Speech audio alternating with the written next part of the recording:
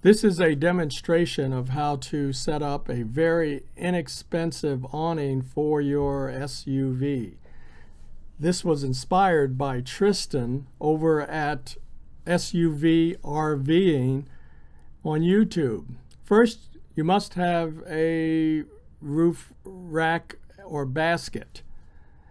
And to that you attach a couple of upright screws, as you can see in this picture.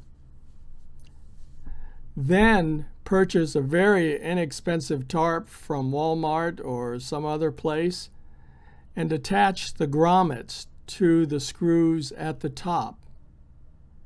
If you want, you can also secure those with wing nuts, as I've done here. Now, if you find a place where you don't have a grommet, you can then use a spring clip to fasten that particular portion of the tarp to the cargo basket. And in that way, you can adapt just about any tarp to your SUV. After that, I'm bringing out my Perea tarp poles, which are very useful for this particular application. They easily fit together with a little ball bearing inside of a hole and are very stable and strong enough to support the tarp, especially in a windy condition, as you see on this video. The wind on this day was blowing at about 12 to 15 miles per hour. So this is actually a good chance to see how well this inexpensive tarp awning can work. So once the tarp pole is assembled, it can be placed into the grommets at the other end of the tarp and then secured to the ground by a guy line.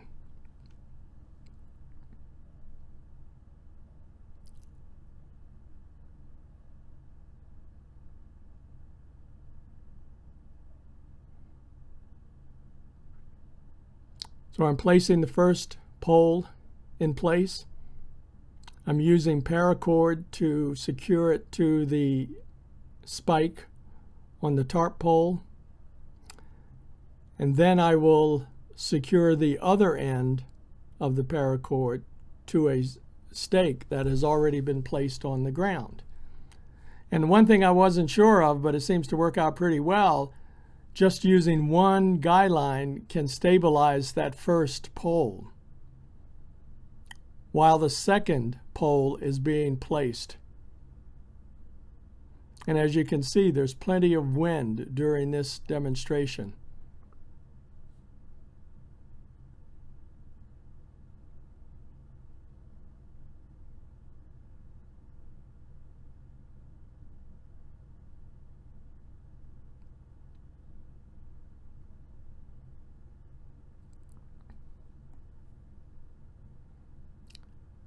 Now, what you'll see here is that the way I have it set up with one guy line for each pole, the wind is really shaking those poles. So what I'm going to do is to secure this pole on the right side, or to your right, with another guy line to stabilize it. And then we can compare how stable this pole is that I'm working on now with the other pole that only has one guy line attached.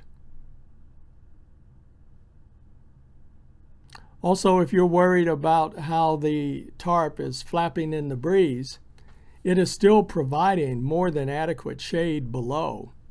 But if it bothers you, you could, if you have another pole or a tree, attach some paracord to that center grommet and secure it to either another pole or the tree, and that would eliminate some of that flapping. but in reality, it doesn't present a problem. And as you can see, I'm done. The tarp is up and ready to go. As the wind blows, you can see that the pole on the left side is a little shaky, but the pole on the right side that's secured by two guy lines is quite stable even when the gusts of wind blow into the tarp.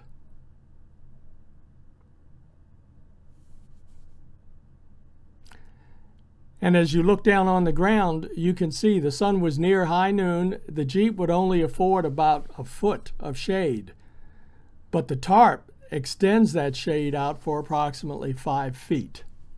More than adequate to have a place to shelter from the sun if you're stranded in the desert, or if you just want to use the tarp to cook under or to prevent rain from falling over your setup.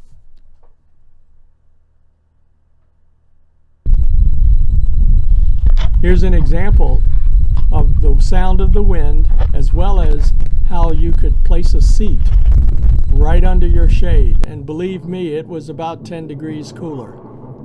So if you're in the market for an inexpensive awning, one that's quick and easy to put up, this is the type of setup that will work for you.